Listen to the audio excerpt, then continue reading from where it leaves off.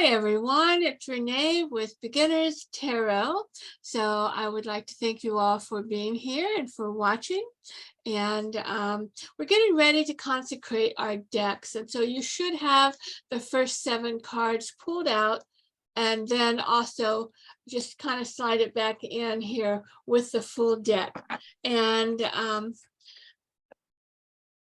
so this is, you need to consecrate these into sacred service. And, one of the first things that we're going to do is white light ourselves, and I'll be sure to send you all videos of that. I think everyone, I don't know, Alexandria, if you have my white light. I don't think, Jen, you do either. It's very important that you white light yourself before you begin to do your tarot or meditation or runes or any sacred tool, or even sit down to meditate, because these cards are portals. They're portals into a dimension of ancient wisdom. And so, once you become very attuned to your deck, the cards will actually begin to teach you and begin to talk to you and give you messages. I dream in the tarot now. A lot of times Spirit, when he's trying to get a message to me, will flash me a tarot card. And so, once you really become acquainted, your cards will become very dimensional. And so what we're going to do right now is uncross your feet, and you can hold your arms however you want, or you can hold your cards. You can do our cards too. And whatever your contact, your sacred source is, mine is Archangel Michael. So I want you to imagine white light beaming down from the heavens all the way down through your face, your head, your neck, your chest, your tummy, your hips, your thighs, calves, out the bottom of your feet, all the way down, down, down, down, down into the core of the earth. And I want you to imagine just roots from your feet going down into the earth and turning red. So you're going to anchor yourself down, down, down into the earth star in the core of the earth. Flashing white light again, coming down, down, down, down through your head, your chest, your torso, hips, thighs, calves, feet, all the way down into the earth core. Ruby red roots anchoring you down into the Holy Mother. Coming down through again your head, your crown, your face, your chest, your heart chakra, your solar plexus, the sacral, your root from that perineum, going all the way down your leg, all the way down into the core of the earth. Ruby red light holding you in. Now, from that time, from your left shoulder around you, I want you to spin, spin, spin 3 times. Push it out. Now cover your beautiful white whirling egg with gold light and flaming up that violet purple, the violet flame of disintegrator, flashing that all around, burning away all negativity that would come to you. All right, and then take your deck and hold your deck in your hands. And I want to put it in front of your heart first. I offer these cards. So you're going to think and say it, pray into your cards. I offer these cards to the sacred service of my highest soul growth. Purify my intent, thought, and consciousness. I ask to be a pure channel of the highest truth. May the divine power penetrate my higher consciousness and fill my purpose with love, truth, and wisdom. Raise the cards to your third eye. I ask that these ancient truths of the ageless wisdom be accepted into my consciousness. I decree these cards to be my sacred oracle. And if you want, if you know Reiki, you can put Chokure in here. Make the sign of the cross or any rune symbols that you want. All right. So bless these cards every day. You should tap them 3 times. You can say the Holy Trinity in the name of the Father, Son, Holy Mother, and the Holy Spirit. You know, um, storing your cards. A lot of people put them back in the box, but the traditional way is to store them in a silk scarf. If you don't have a silk scarf, you can get yourself a wooden box and put them in there. A lot of people collect multiple decks. I don't. I tend to stay with these. I have oracle decks, though, divinity decks that I use. And so because I leave my cards, I see so many people, I just cover them with a silk scarf and leave them on my table. But for you, you want to wrap them in silk, put them in a wood box, keep them away from kids. Your altar, which is the next thing we're going to talk about, you should have the same space every time that you use to lay down your card.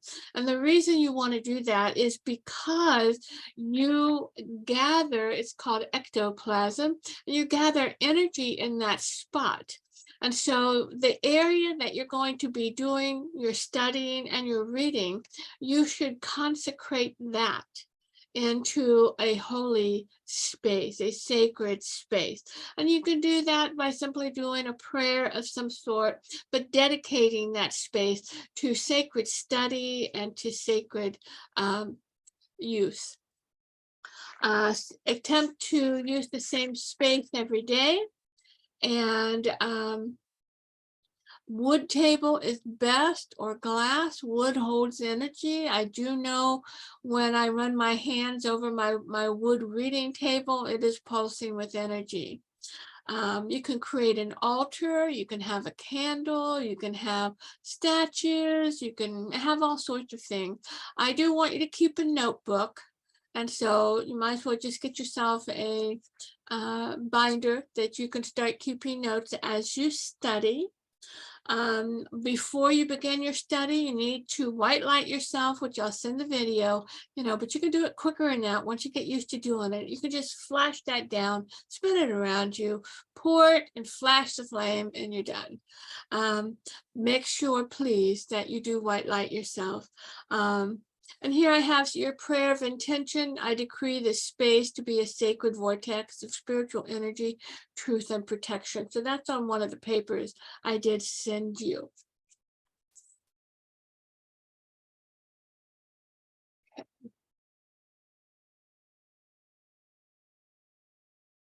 The general knowledge of tarot, you can read this for yourself, but one of my favorite books is Tarot Made Easy by Nancy Guerin. She broke down the tarot cards into 30 different descriptions, or 30 different concepts that each card holds. And so I do like that. You have 78 cards. With the expression of man and circumstances and events. It does represent the consciousness of man, daily life, and his spiritual evolution. The cards are not technically a fortune-telling device. However, they do portend future events. If they didn't, people wouldn't be coming to me. It's where I use it and why I began tarot is that I was really effed up. I was a severe codependent. I had so many wounds and I had so many bad experiences in my life, and I really wanted to change. And how I found tarot is at UD, University of Dayton, when I was studying to be a teacher. I did minor in counseling and psychology. And one of the courses I took was featured Carl Jung, Jung, pronounced Jung. And after Freud, he was the second contemporary psychologist. Well, come to find out, he was also a tarot master. And so that kind of inspired me to get curious. I was in college in the 70s. I really didn't really start studying until the 80s. But it was that point. I remember the psychological wisdom in those cards, and I decided I need to help myself. I mean, I was going to counseling, but really it wasn't until I started applying his principles that I began to truly transform and heal. And a lot of this, all of it is held in these cards, and that's what you learn.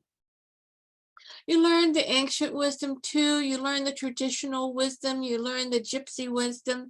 And so, you'll be learning it all.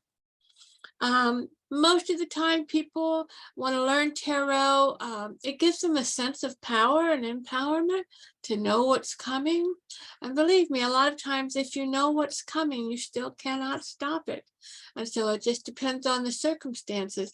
You have a choice. The tarot is real for that moment only. You and your clients can make decisions, changes, and choices to change the outcome. And I've done it, people ask me, was the death in your husband in any of your readings before he died? Yeah, 2 weeks. We discussed it. It still happened because he did not change. So this is it. When you lay down your spread, it is for the circumstances in that present moment. So people have free will, people who come to me, will he come back? The dude has free will. Who knows? We'll see. More likely not. Why do you want him back? Just know that you can change the outcome.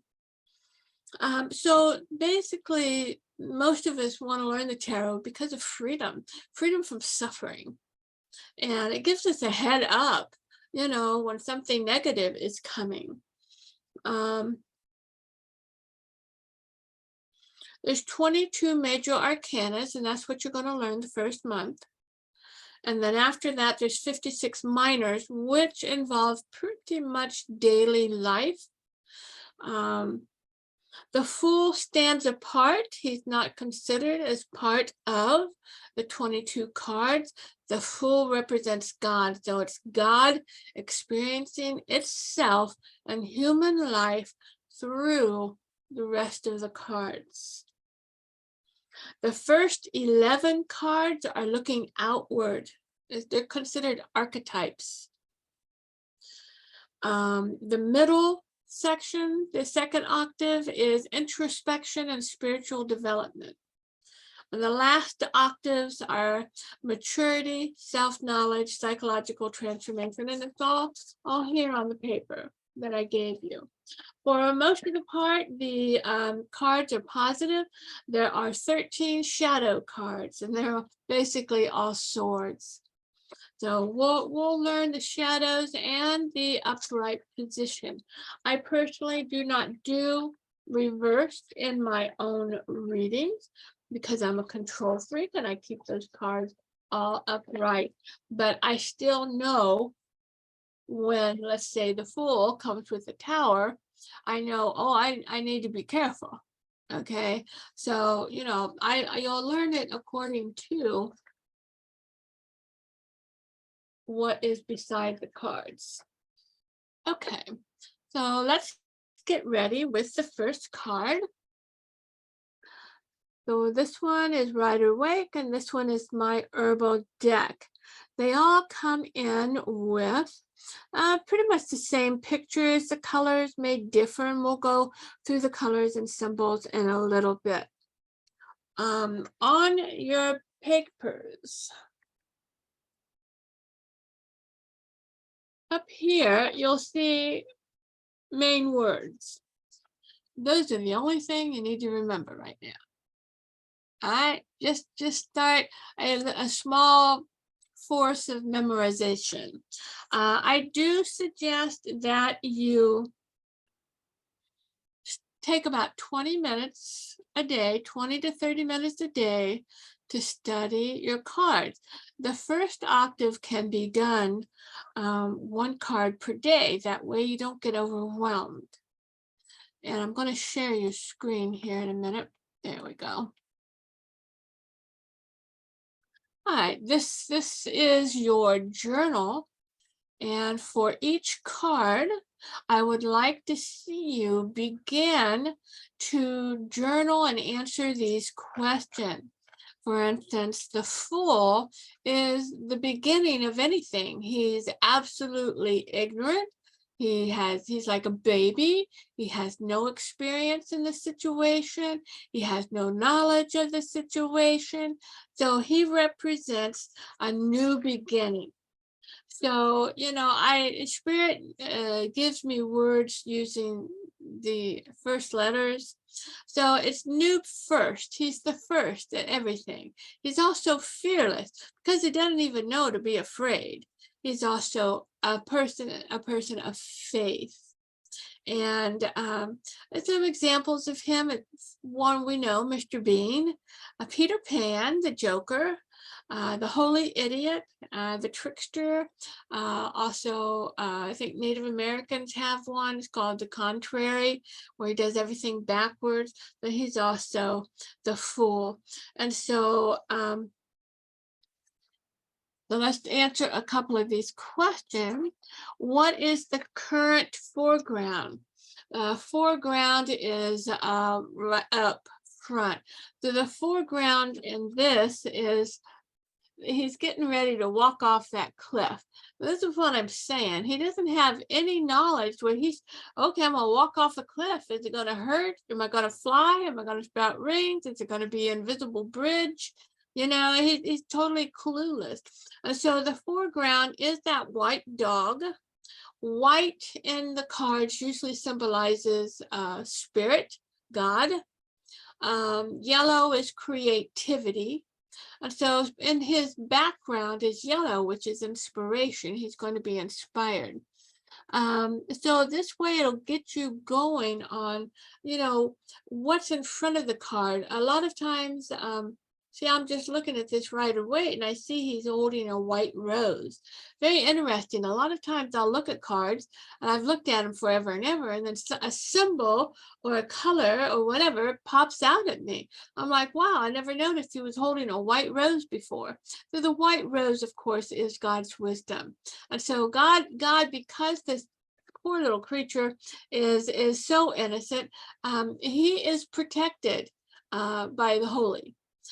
There are 3 cards that are protected by the holy: the Fool, the high priestess, and the star. And so he is protected by God. We have the white around the mountains, the white in the sun, the white dog, and there's God telling this guy, dude, don't walk off that cliff. And so the Fool gathers experiences. Oh, okay, if I walk off this cliff, he won't get a second chance to experience much of anything else. I guess it depends on how tall that cliff is, but he'll learn his lesson. Suddenly the next life begins. So that is the Fool. So go through the cards. What is the facial expression? He's looking up, not paying attention. Are they holding anything? He's holding a stick, which later you're going to learn that means something. He's got a knapsack, a white rose. The figures speak to you, and this is it. Go through a meditation with this and see if this figure actually speaks, if you can talk to him. What I would like for you to do is sit with just the single card in front of you and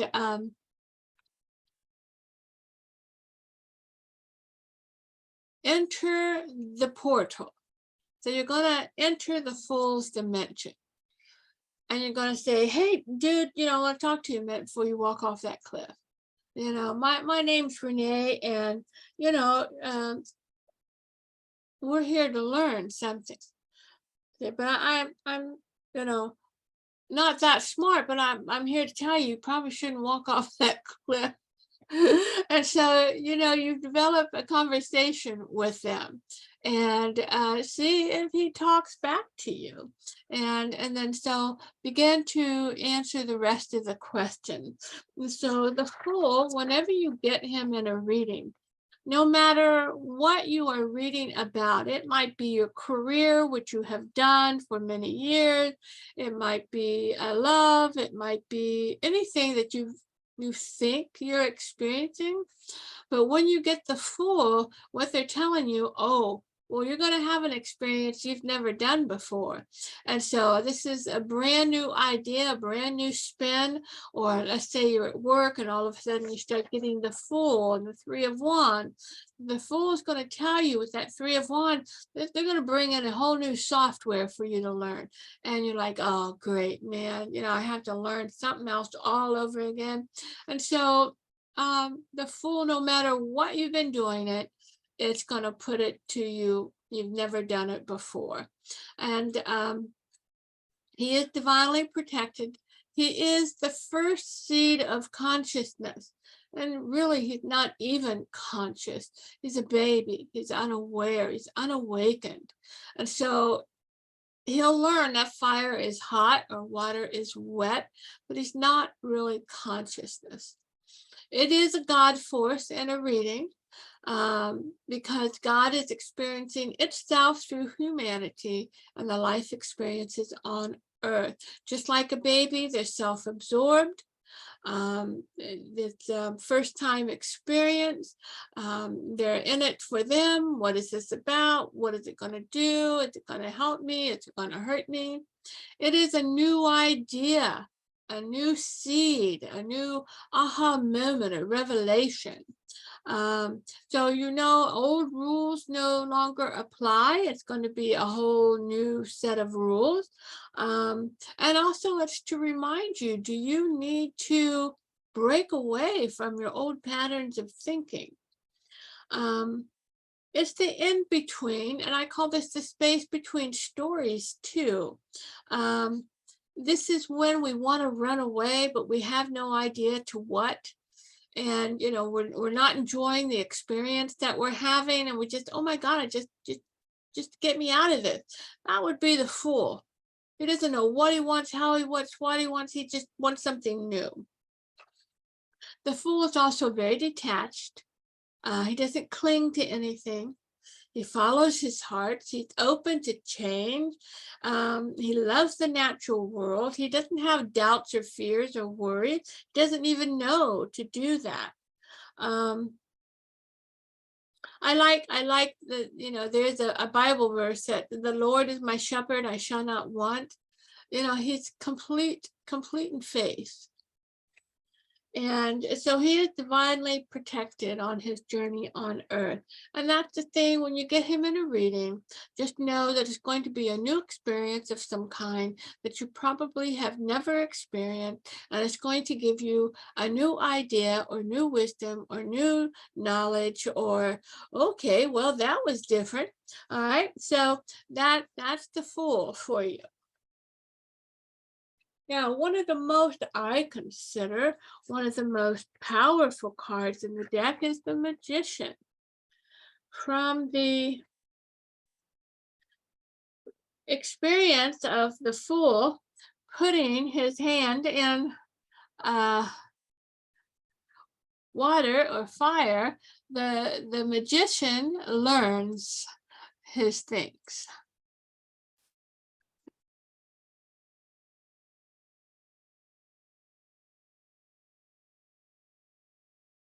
So the Magician, he receives through his crown. So he's the receiver of a new truth. And his paper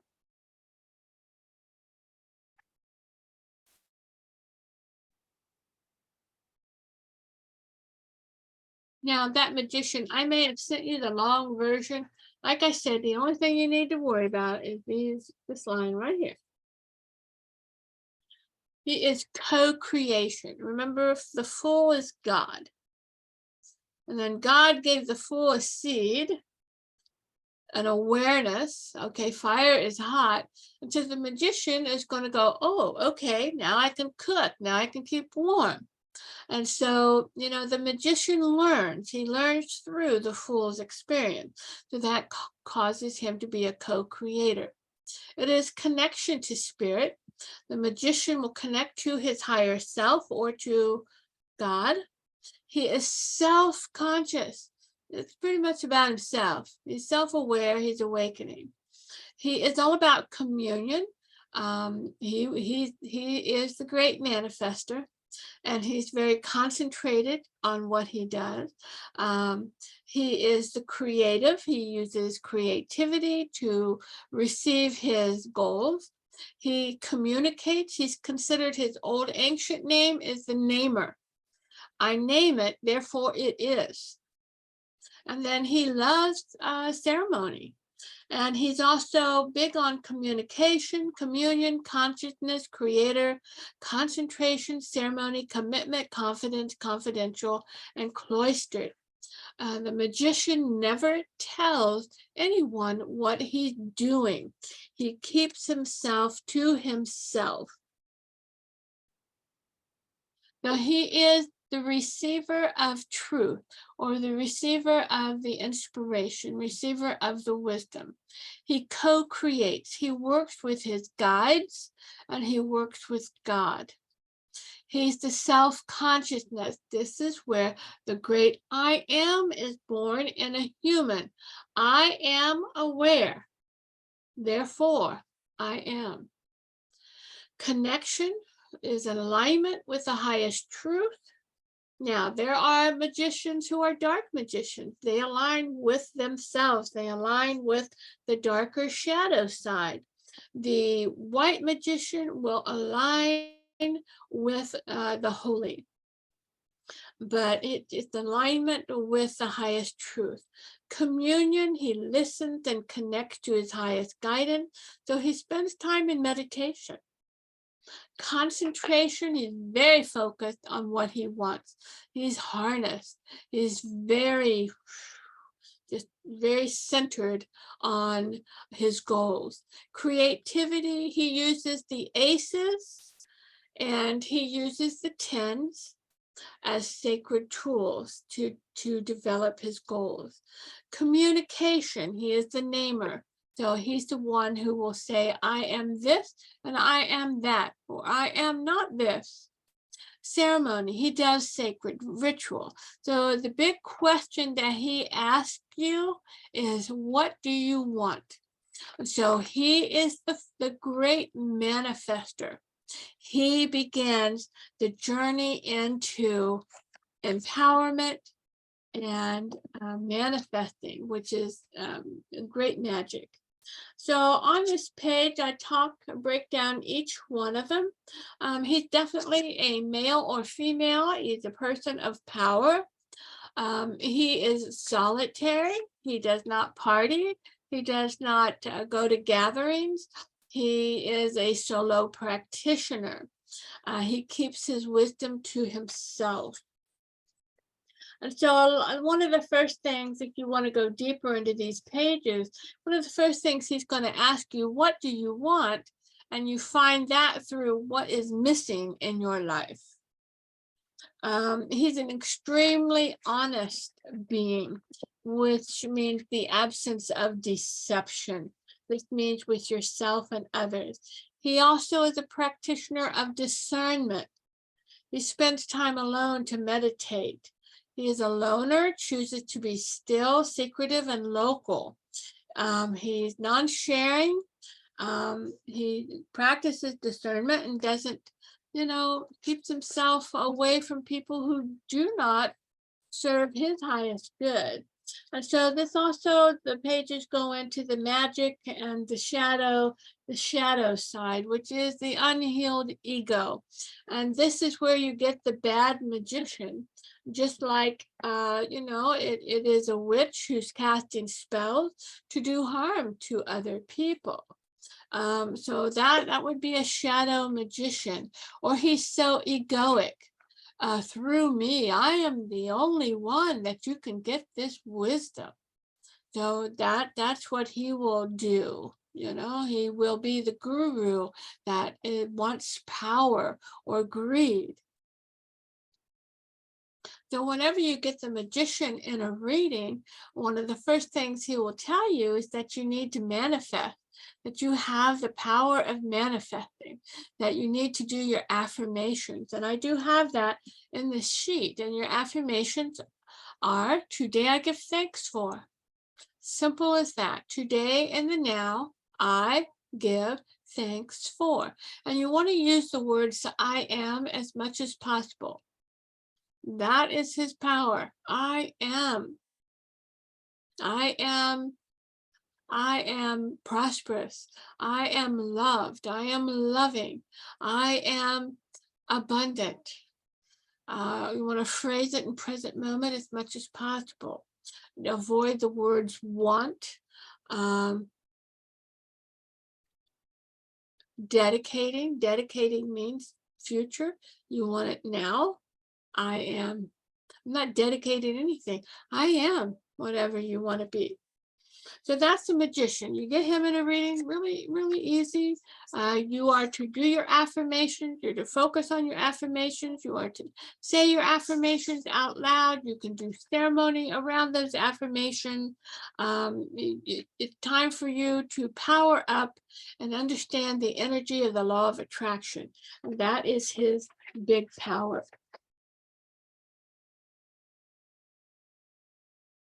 I love the magician. The second card is the High Priestess. And just like the Magi, she represents subconscious. So she is your third eye. It's your third eye chakra.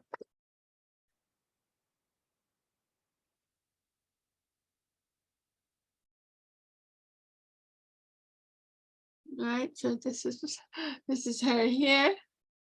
All right, she sits in front of a temple, and the temple is Bana and Goaz, and it is basically the temple of light and dark.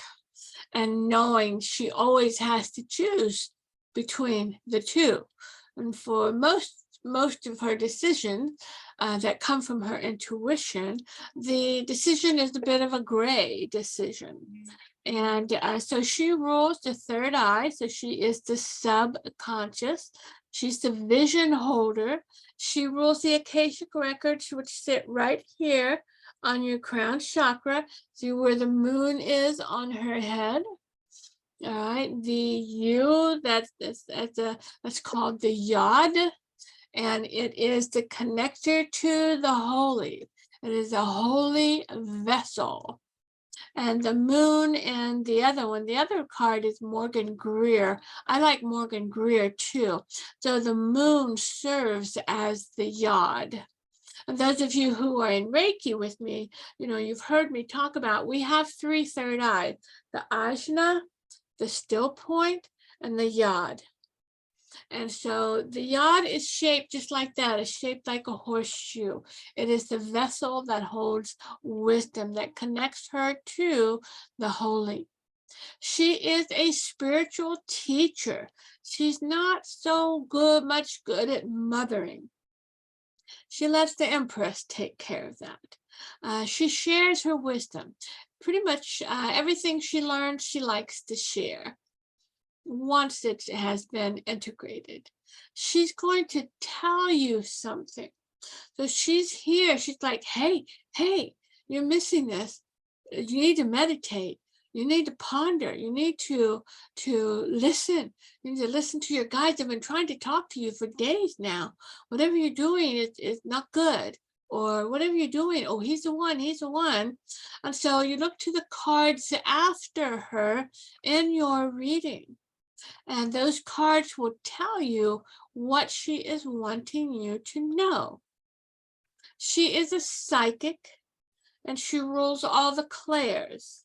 the clairs of knowing, the clairs of sense, the clairs of smell, the clair of tongue. She knows them all. She's all knowing. She has sight, she has hearing, touch, and smell. She is a seeker. She seeks knowledge. She wants to know, always receiving from her inner holy source.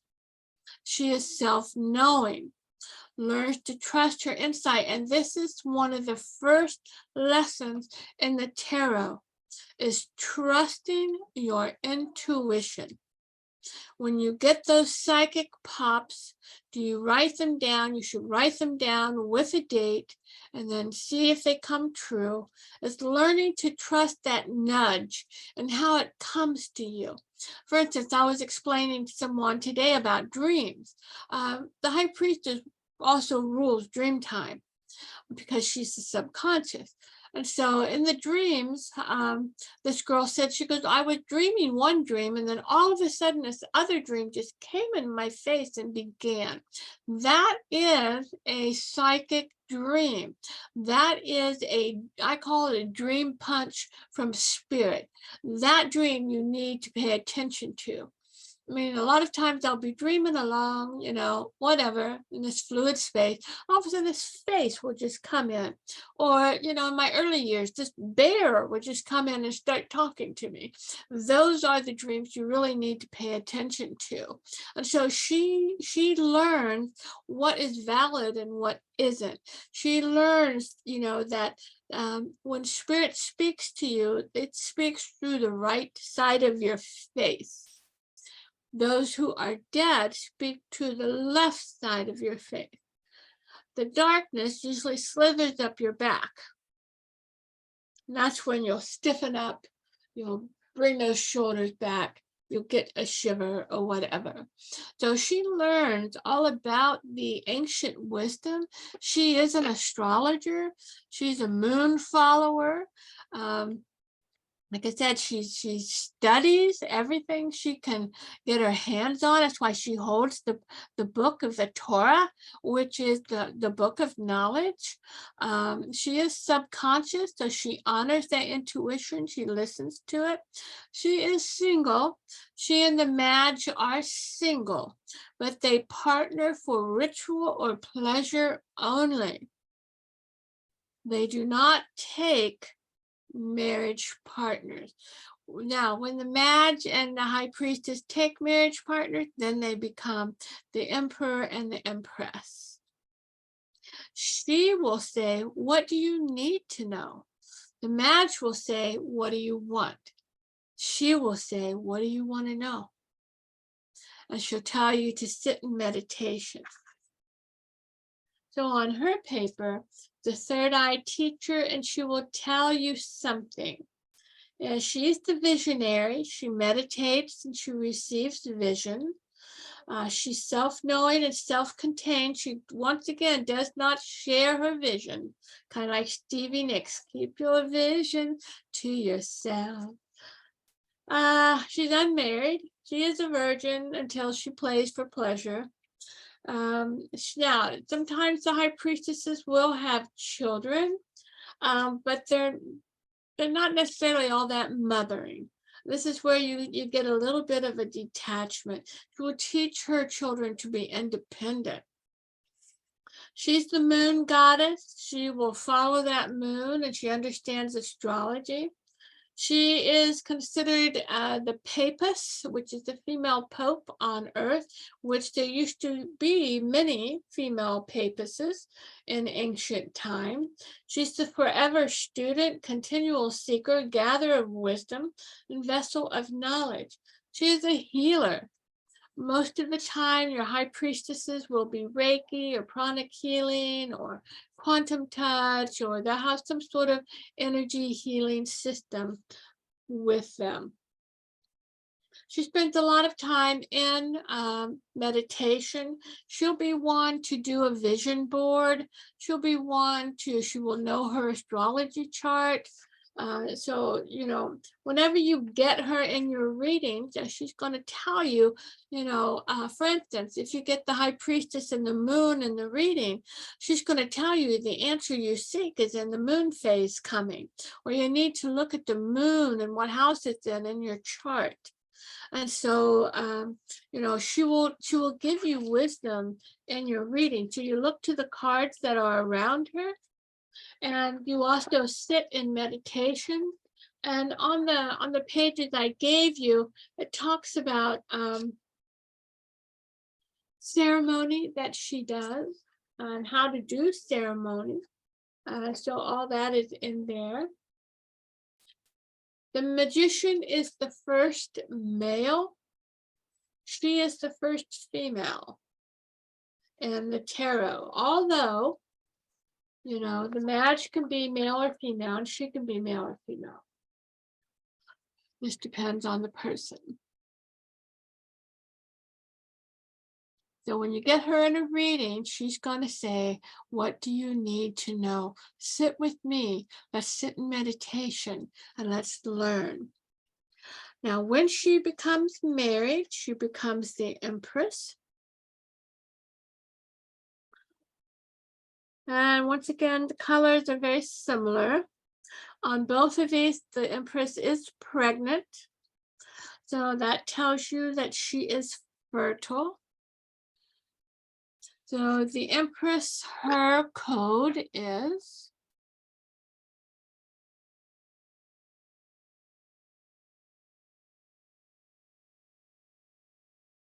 right there. They are the wife. So she's married. She's a mother. She's a grandmother, or she serves as a mother role or female authority. She gathers. She includes family, friends. She's very social. She's very generous. So she gives of herself. She's abundant and giving.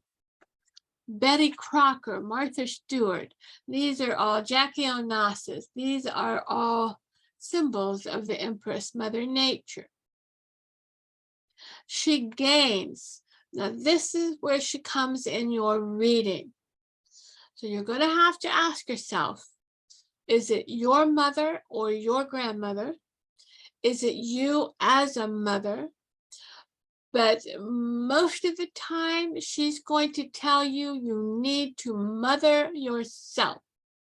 And so that means do self-care, take those vitamins, clean your room, eat better food, give to yourself, hold those boundaries.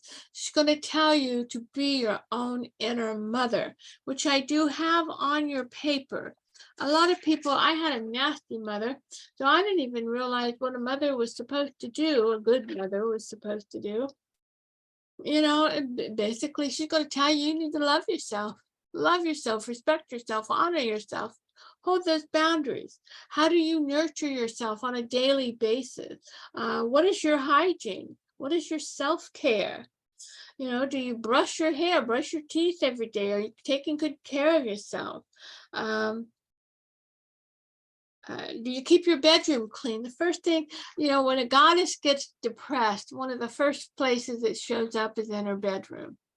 And so that, keep your bedroom nice and beautiful. It could be a sanctuary and a boudoir for the goddess who comes in.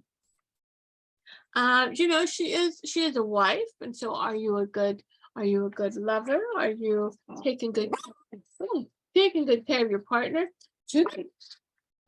Quit. Sorry, my neighbors outside the window scared me. So that paper is also in your documents. So it goes through and it tells you how to be a mother. And many of us have to learn that. I had to learn it. I wasn't very good at self-care. I didn't love myself. And so, that's one of her first rules. You need to love yourself. She is a card that indicates pregnancy. She is pregnant, but let's say, okay, well, I'm over 50, Renee. I'm not getting pregnant, but it means a new idea that you have coming in, that you're going to give birth. to a new life. You're going to give birth to a new way. You're going to give birth to this idea. In other words, you're going to expand it. You're going to grow it. You're going to make it bigger. But she does represent fertility. She is a creatress. She's still the high priestess. Just because she got married doesn't change her third eye work. She sits in meditation. She still listens to her guides. And so, she's going to create from that. She is home and domestic. She loves to decorate and have a pretty environment. And so her question to you is, what do you need to nurture? Is it yourself? Is it a new idea? She'll give it time. She'll tend to it and nurture it and grow it.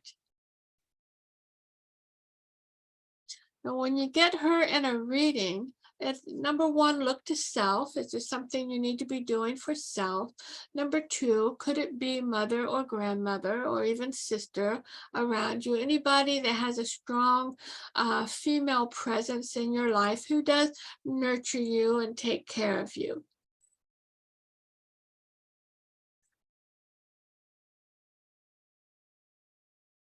So she is married to the emperor. And the emperor is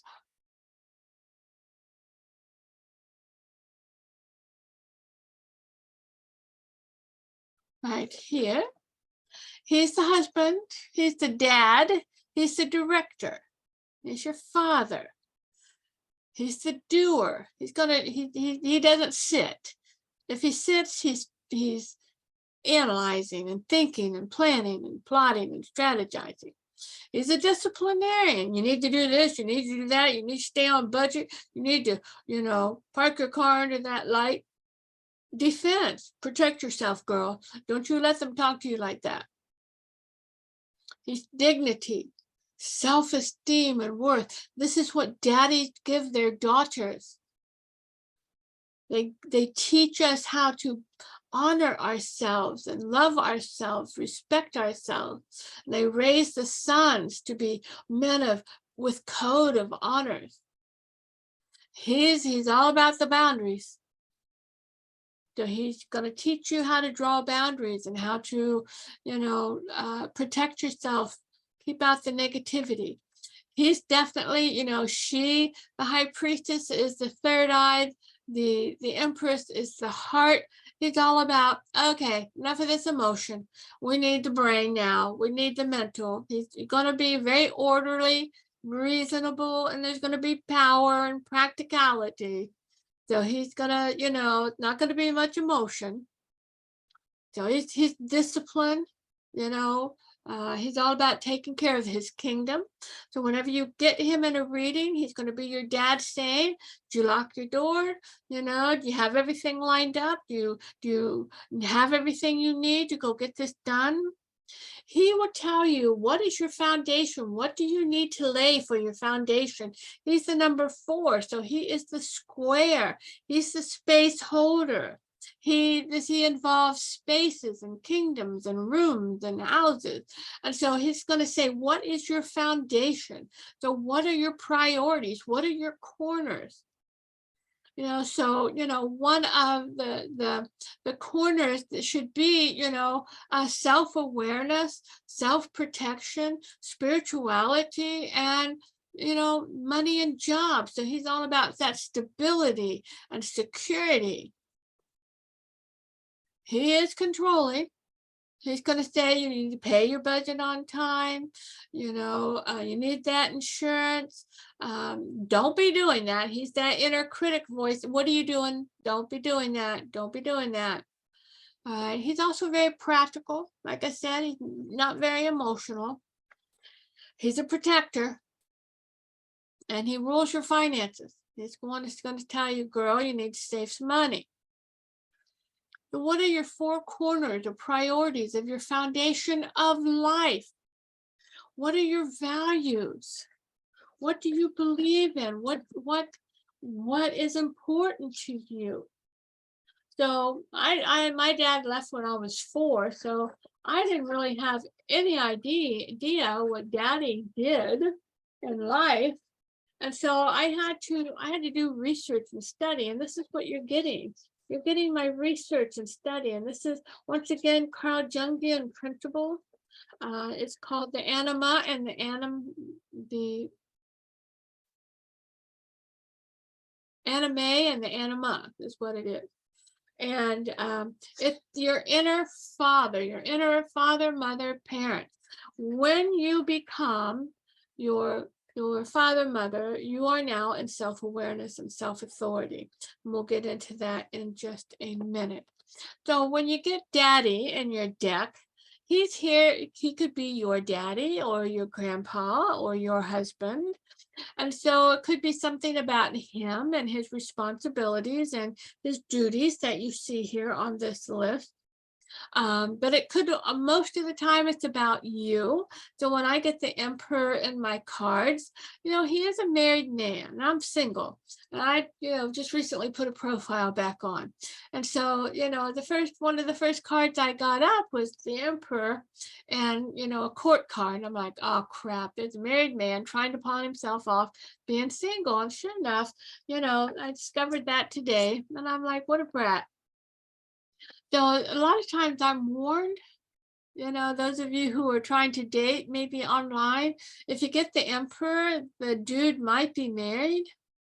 So, you want to pay attention to that. But for the most part, he's telling you to father yourself. Father yourself, have that self-respect, have that self-esteem, tend to the priorities, what is necessary that you get done today, pay those bills, lock those doors, get yourself a good car, get yourself a good job. Don't let him disrespect the goddess. And so, he's an active guy. He doesn't, the only time he sits in repose is when he's making strategies. And he is one, the high priestess makes a vision board, and your emperor will have a strategy. He will have goal setting that he will do for his kingdom. So he's all about his kingdom, getting your life order and structured and protected and tended and prioritized, organized, so that you are not living in fear and you're being protected and you're not being stupid and not thinking about your priorities, not paying your bills, not putting back a savings. He's going to be one who will discipline you. You need to be doing this, and the answer will come with him once again in the cards that follow him. The next card is the High Priest. And the High Priest is spirit in your reading.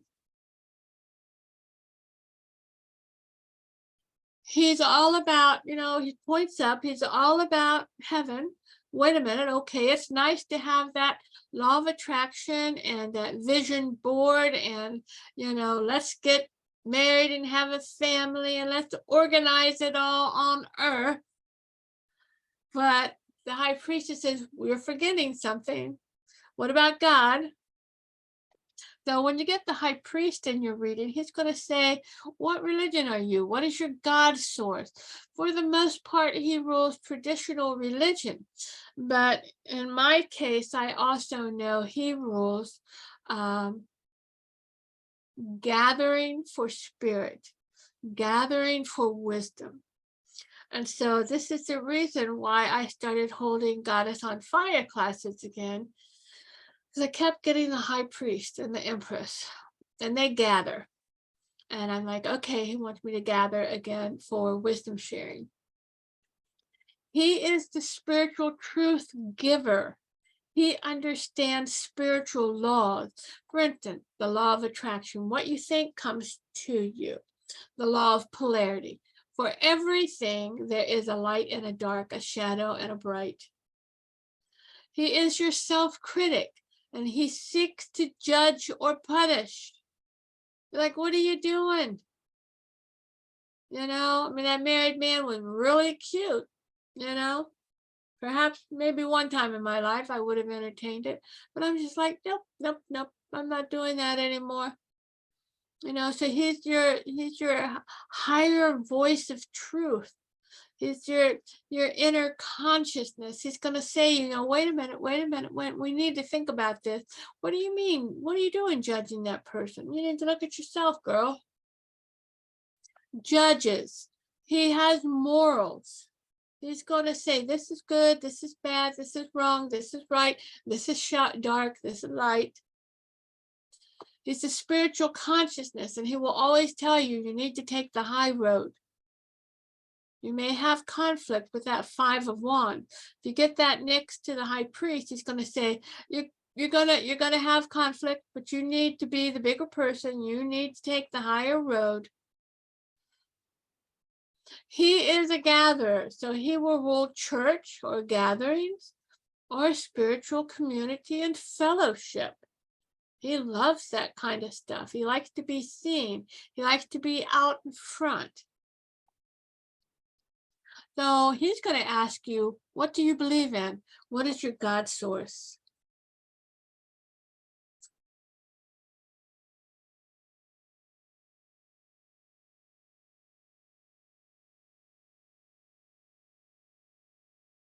His ancient name was the Voice.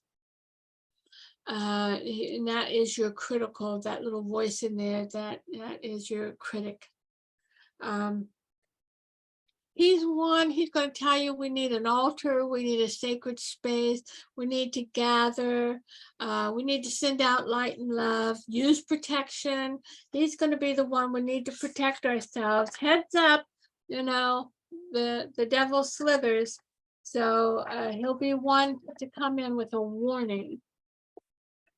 So when you get him in your reading, he's going to say, hey, have you prayed lately? You know, a lot of times if I haven't meditated, I'll get him in a reading and says, you know, God is calling you. Hey, we want to spend time with you. So that is there. So far, any questions about what we're doing? How are we doing on time? All right, doing good. All right, the next one is the Lovers. The Lover doesn't always mean love or a romantic partner. The Lovers has to do with people. Your best friend, your family, your sisters, your brothers, your tribe. A lot of people say, oh, great, I got the Lovers. No, it's people. Their ancient word was the choice.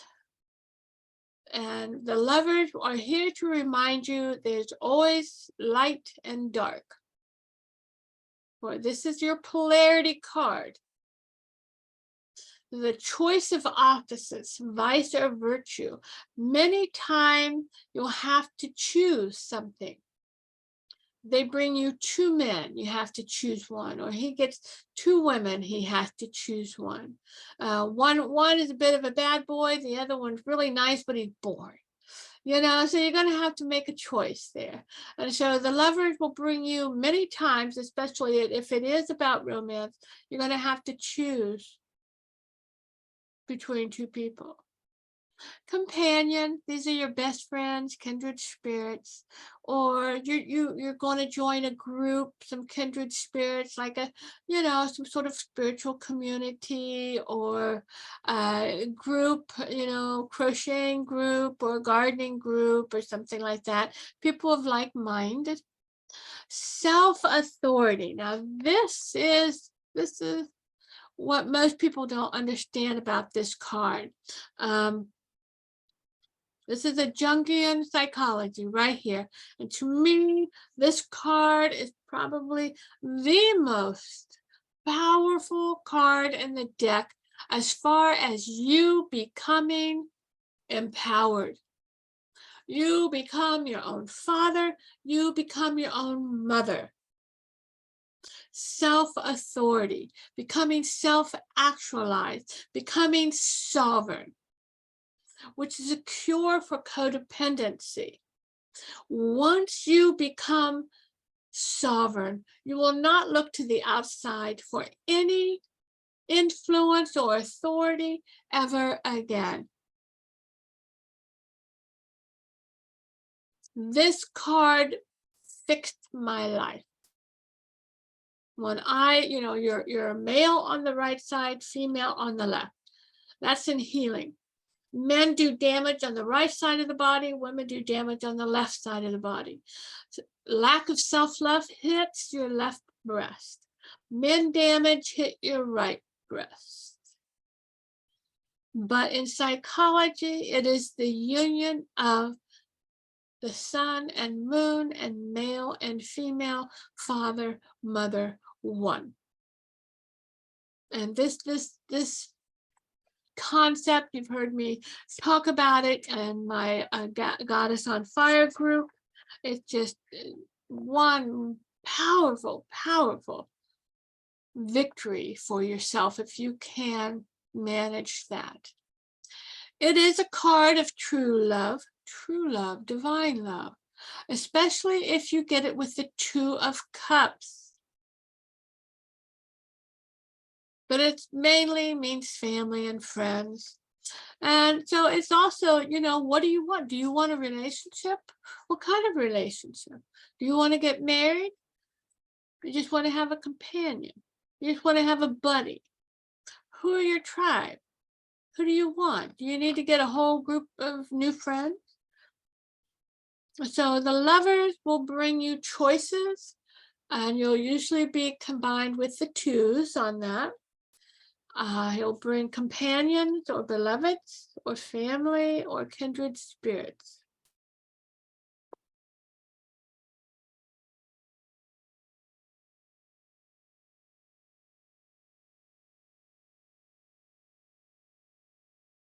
We're almost done. The Chariot is next.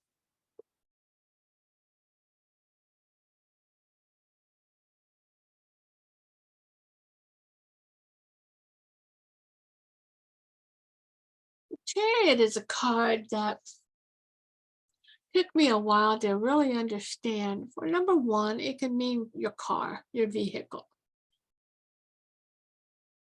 But mainly it's like, okay, the magician, the fool learned an experience. The magician received a seed and is manifesting. Where the high priestess gives that seed a vision. The Empress loves and expands that vision. The Emperor controls and directs that vision.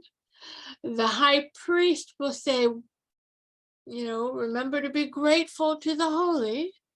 And the Lovers will say, we need to choose what kind of vision that is. The other people in this vision. And the Chariot will say, get a grip, get control, get going, you've achieved victory. So here is where the magician, if he has achieved his goal, he gets to ride in the Chariot. And so the magician is seen in this chariot. And he's wearing, and the magician is wearing a red robe, which means earth. But now the red is in his cap. I've achieved a feather in my cap. I've achieved my first goal. So he'll tell you to get a grip, stop being so emotional. It's a gray matter. Get yourself into control. He said, what's your will? Why are you being weak? Or why are you being resistant? He's going to say, get a grip, get control, so we can get going. In other words, he's here to tell you, you made the right choice with the Lovers. He's divinely driven. I love this. This is what Spirit gave me. Divinely driven, divinely devoted, divinely directed, divinely done. I love that. He's passionately in pursuit of a dream. Divinely devoted. What are you willing to fix? What is your driving force? What is your passion? Directed, the path less traveled. It's not going to be easy, but it can be done. He is the victory card. Every seventh card And I say octaves. Octaves is they're groups of 7 cards. So this is your first octave tonight. The Magi through the Chariot is your first octave. The last 7 card position, the Chariot, Temperance, and the World are all victory cards. Divinely done, you're taking the high road and you've got it completed. Now, it can also mean, do you want a car? It's also, if you're having obstacles or if you're having struggles, the Chariot is here to say, we're going to have victory over this. We just got to get to the other side.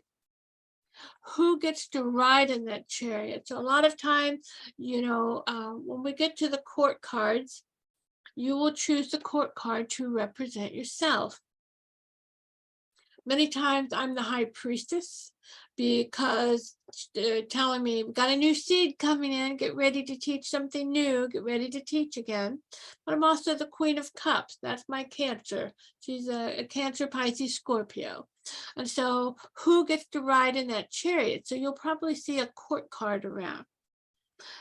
This also rules daytime fears, job loss, relationship loss, vehicle problem, late to work, just, stupid daily conflicts.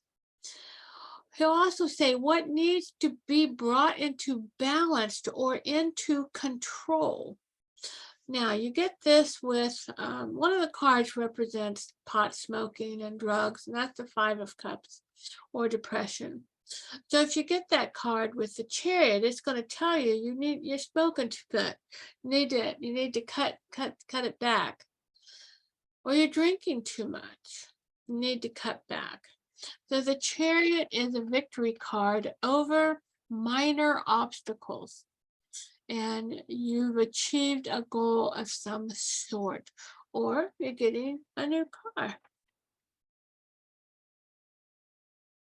So this is your first 7 cards. They're pretty easy.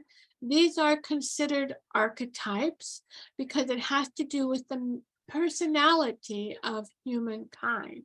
The first man, the first female, the first mother, the first father, God on earth, the lovers, your tribe and people, and then victory over any obstacles and or achievement of goals. So this is a pretty easy octave. The second octave gets into the psychology of man and the challenges of man. That gets more interesting, but it also gets just a little bit more complicated. So once again, on these papers, just try to remember these words. The Magician's all about, the Fool is all about new. The Magician is all about manifesting. The High Priestess is all about meditation and her intuition. The Mother card is about mothering somebody or yourself. The Father card is like he's telling you to get control of something in your life. The High Priest is saying you need to pray, you need to be in communion, you need to be in gratitude. And the Lover's card is, possible relationship or maybe new friends coming in.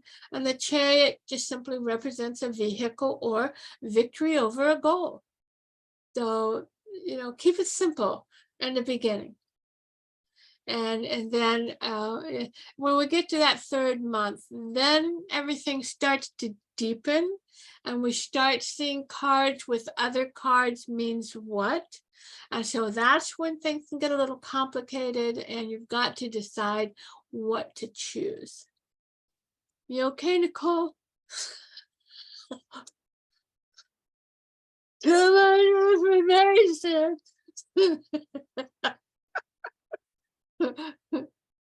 I can't hear you. You're muted. Do you change or reform the papers that you have us print out each class from class to class? So the same one that they're printing now are the same ones that we printed 5 classes ago? These have been revised. I revised these last year. Okay. Are you saying your papers are different? You need me to send you papers? No, I was just wondering, I mean, no, I don't even know if I printed out all of them the last time. I can't remember. But I was wondering if how often you do revise them. Like, are these going to be different from a couple years ago? No, I did revise last year. I'm always Okay. learning. Right. I usually, but maybe a word or two or a sentence, or I added in a new concept, might be changed. But no, these are pretty much, you should have these. Okay. But if you need me to send them to you, I can add your email to the group. Okay. Okay, you want me to do that? Sure. Okay. All right. All right. Now, I will upload this to YouTube, and then you'll be given a code. I'll send another group email out, and you'll be given a code where you can watch this anytime. As long as I'm alive, these YouTubes will be there. So you can watch them forever and forever and forever. And then Michelle or Beth, even, if I get the world card and death happen, they told me they would keep everything going for a while. And so, they're going to be there so you can watch them whenever you want to. So it's entirely up to you. Now remember, you're to do one card a day in this first time. And then probably Wednesday, I'll be probably not Wednesday. Today's Wednesday.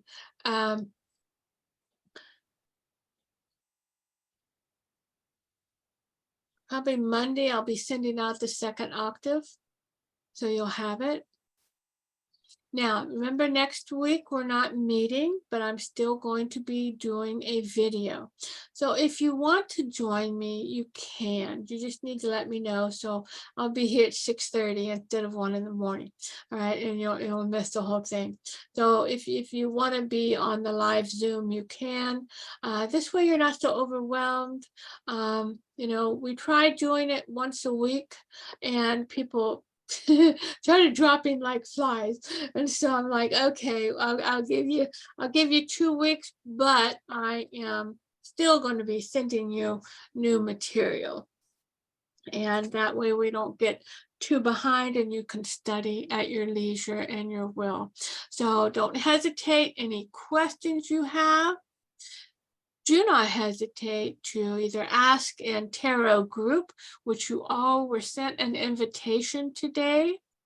And plus, if you could scroll back, I've got all sorts of other wisdom in there. So I'll be reactivating that page. I went dormant for a while, but I'll be reactivating that page and getting more active. So I love you all. And thank you for sharing this time with me. Jen, I'm just thrilled to have you and Kat with us.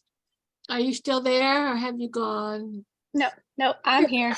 Okay. All right, honey. Thank you for coming in tonight. I know you've got children, so I appreciate your husband watching the kids while you're sharing with me. So I love you, honey. And once again, any questions, don't hesitate to let me know. And Nicole, how many times have you done this? 4 or 5 now? I don't think I finished the last 2 or 3 classes. The last one, I'm like, I forget what happened, but yeah, at some point I'll finish them. Well, a lot of times people do that just to refresh themselves, or they quit working on it, and then maybe I should listen, and then they get reinterested. And I'm not going to lie to you, the tarot is like astrology. It is a lifetime journey of learning and wisdom. And so what you're receiving is 38 years of wisdom, of hundreds of books that I have read, spiritual messages that have come in. You know, whenever you see these words that I use, G, or faith first, whatever the other one is. Anyway, whenever you see these words, these are all spiritual given, and that's what Spirit told me. People remember if you, like I didn't, people remember if you give them similar words to use. So, you know, like the Chariot, get a grip, get going, get control. And so all that is spiritual given. And it's my way of, you know, I learned by association and remembering. I see your kitty up in the window, Nicole.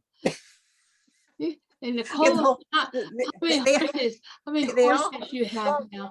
Here for You your got your class. horse there, or you got your German Shepherd, There's this, and you got pugs there.